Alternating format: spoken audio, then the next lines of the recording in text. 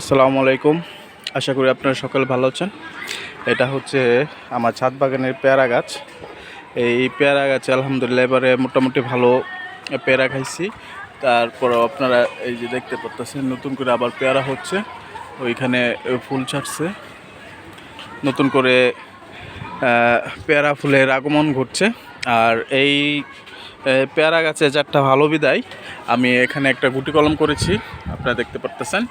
যদি ভালো হয়, গুটি কলম করে ভালো হয়, এর পরবর্তীতে আরও আমার ছাদ বাগানে এই গুটি কলমের মাধ্যমে চারা বাড়ানোর চেষ্টা করব, গাছ বাড়ানোর চেষ্টা করব, যেন আমার পারিবারিক চাহিদাগুলো, ফলের চাহিদাগুলো আমি মেটাতে পারি।